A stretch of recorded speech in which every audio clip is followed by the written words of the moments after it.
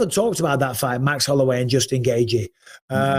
Obviously, I think a lot of people are dismissing the threat of Max Holloway in that fight just because Gaethje's been so effective. The knockout of Poirier, the way he beat Fiziev, being the bigger guy. But what do you think about that fight, Holloway and Gaethje? Well, I mean, if you look at common opponents, I didn't necessarily like Max Holloway at 155. And I think it's not that he can't be successful at 155. It's the current class of guys that are at the top right now that are the problem. Max Holloway's not a power puncher. He's just not. He's a volume guy. It's death by 1,000 cuts, but paper cuts. No, big cuts. Max Holloway has punches to the equivalent of a paper cut. Yeah, there it is. That is a nasty thing to say, Anthony. I know, God damn it. I just don't know that he possesses the power to back off the heavy boxers that are at the top of that division. We kind of seen it with Dustin Poirier. Poirier kind of waded through the punches and just unloaded on him. And to Max's credit, he's got an incredible chin and he's stuck in there the whole time.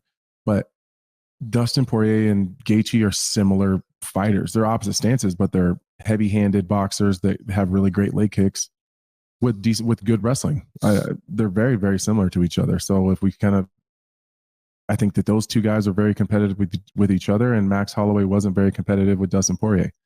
Will it be different? I don't know, but I don't know that he's got the power to back off Justin Gaethje. And if you don't show some sort of threat that you can hurt him, put him out, take him down, something, I don't know how you get Justin Gaethje to take a backward step. Correct. I agree with everything that you said.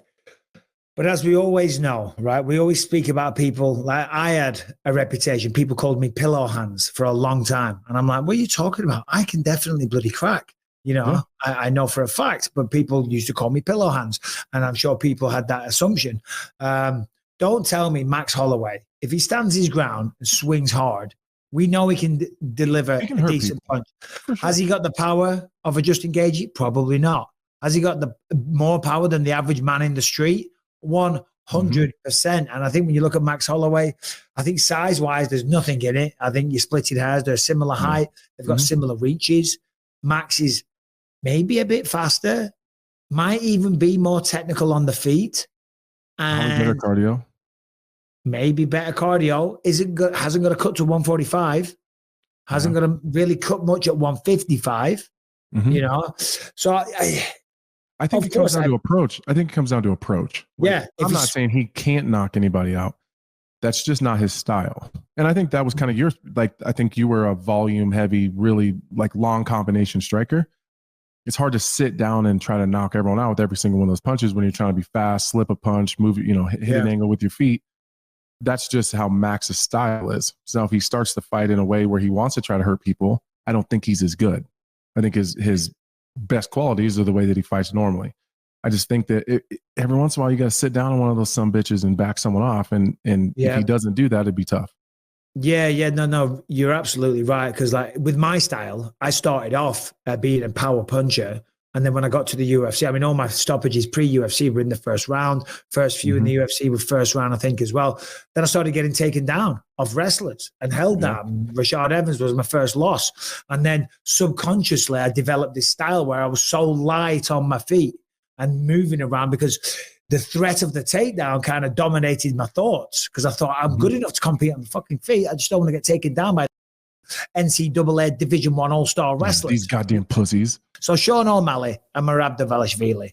These two are on a collision course 2025, according to Sean O'Malley. They've both been putting out a lot of videos. We know Merab Dvalishvili has got a great sense of humor. And his videos actually have pretty high production levels as well. And he put out a couple. I think there was one last week and one this week. And the stand-in for Sean O'Malley that they have is very, very convincing. Let's take a look, Brian, please. 2025. My name is Nadur Rashid. Bro, learn to read and speak English. Sean O'Malley, I want to fight with him. So, Sean O'Malley, keep smoking. I will keep training. Now we'll see who's better. I mean, Merab's next. Let's go. Let's fight now.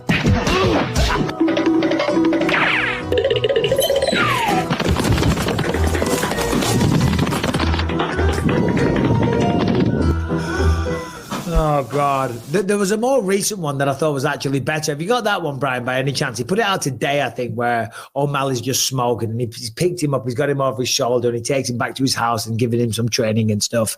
Let me ask you this question, Harrington. Do you think all this stuff, them two going back and forth, making these videos, do you think these videos will make that fight any bigger? Because O'Malley's a massive star.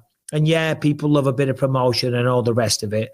But I don't necessarily know if that's going to convert into the fight being more popular, more people watching. Merab's got the country of Georgia behind him, as well as his fans all over the world. Sean O'Malley's got, you know, a lot of fans in general. I don't think you need this stuff, but I think it's just Merab stating his case, having fun with it, and just, you know, getting through his day. I got the one from today. Oh, go on. Let's have a look, man. We've got nothing better to talk about. Oh, hey, Merab, what are you doing? Bro, I find that this guy in Arizona, he was smoking too much. I'm gonna take you to my garage now, and I'm gonna train him. Have you not seen this, Harrington? Oh, is that Sean? Yeah, that's him, bro. It's hard to recognize because he's smoking too much. Yeah, I understand. Good luck. Thanks. We have lots of work to do. See you, bro. See you. Good luck, Sean. Sean, listen, bro. Listen. You have a big fight. You're fighting me, bro. You gotta stop smoking, my friend. Listen, Anyway, I wanna make you it goes train. on and You on gotta and stop on. this. It gets a little bit, not boring now, but we kind of get the idea. I like it, though. I like this stuff. In this modern day and age, that's a great way to, not talk shit about your opponent. Just generate interest in the fight. I think two people who became, Sean O'Malley became a superstar last year officially. Ilia Topuria, superstar earlier this year. I think both those guys cemented. But the people's champs, I feel like Merab and Sean Strickland from March of 2023 to April of 2024, massive upgrade. And people are invested in Merab. They want to see Merab fight. And these videos showing a little bit of his personality was really the start of that, right? Him grabbing the jacket, everything he's done has just made him a fan favorite. He gets some of the biggest pops you'll see when they go to the fighters in the crowd at these big events. People are super excited for this. And it's like, this is an actual test for O'Malley, and people know that. Yeah, it's interesting because when you look at the actual matchup, on the feet, of course, O'Malley is leaps and bounds ahead of him. I'll say it again, against Cheeto, that was one of the best displays of striking we've seen in a very long time. I'm not going to say ever, but he looked ridiculously good. On the flip side, Merab, with the wrestling, so it's kind of, it's not striker versus grappler, but you can pretty much say that without sounding like a fool. So it's going to be interesting. Also, there is Corey Sandhagen out there as well.